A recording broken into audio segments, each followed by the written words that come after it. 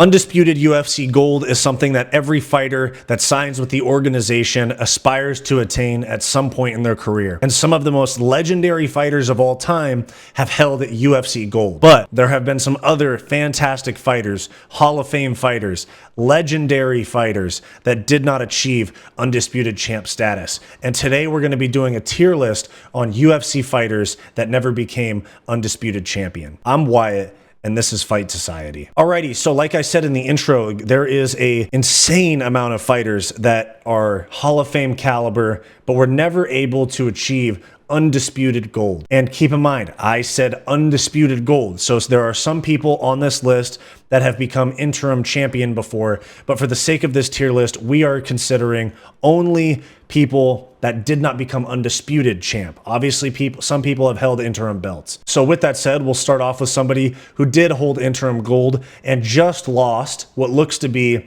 their final shot at undisputed gold. And that is Dustin Poirier.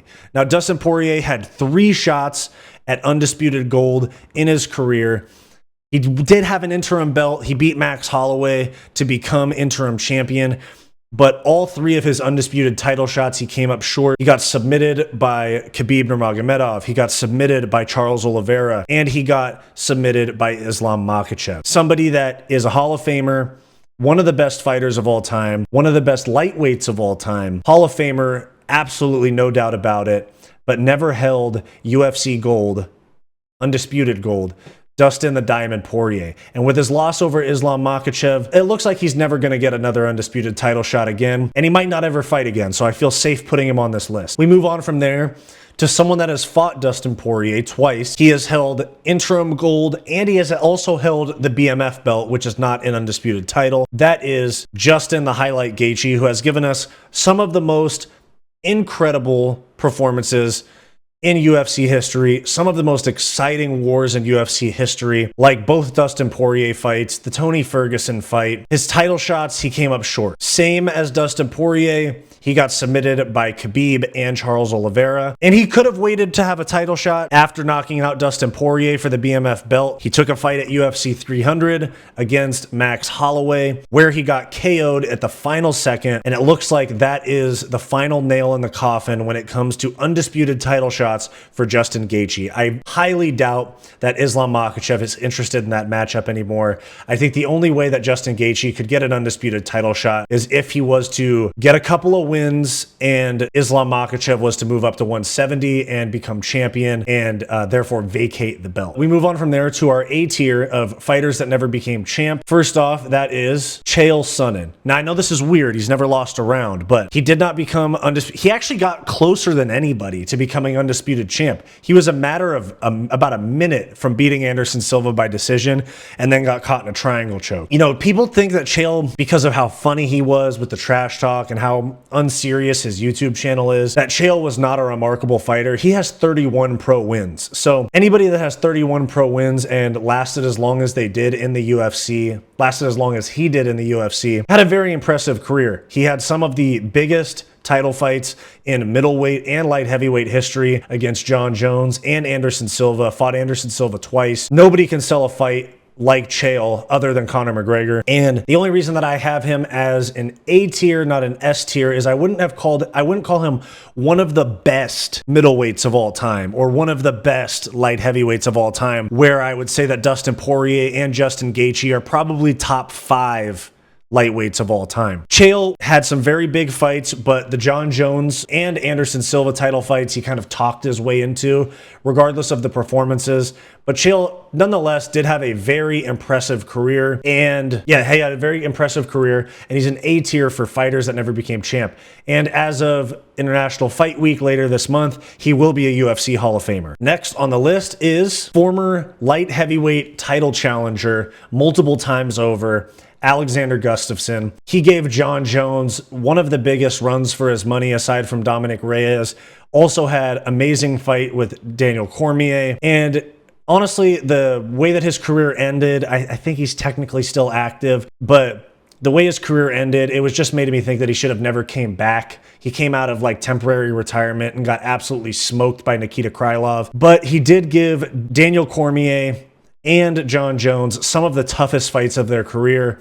And he did have a very impressive career overall. That's why I have Alexander Gustafsson as an A-tier fighter that never became champ. Moving on from there, we have Nick Diaz, who is actually one of the better welterweights of all time. I know that some of you might not take that very seriously, but title challenger, elite fighter in the UFC and Strikeforce, fought in multiple promotions. You know, very few, I mean, he has 10 losses on his record, most of them by decision, so he's hard to finish. He had an 11-fight win streak at one point in his career, fought Georges St. Pierre, and had his career stolen from him, basically, for smoking weed. So, but still one of the legends of the sport, making his return in Abu Dhabi in August, A-tier Nick Diaz.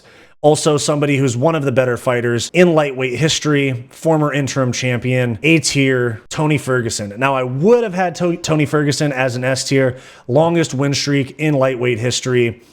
The boogeyman of the lightweight division. Khabib went running from him and fought everybody but him. Tony's an A-tier because of the losing streak that he's currently on, which sucks, and his career is probably going to end on the same card that Nick Diaz is fighting on August 3rd in Abu Dhabi after he fights Michael Chiesa. Dana White said win or lose, he hopes that he retires. But Tony Ferguson would be S-tier if it weren't for this losing streak. Truly one of the better, most entertaining in the cage and out of the cage lightweights and fighters of all time. Yeah, man, one of those things with Tony. But we move on from there. B tier.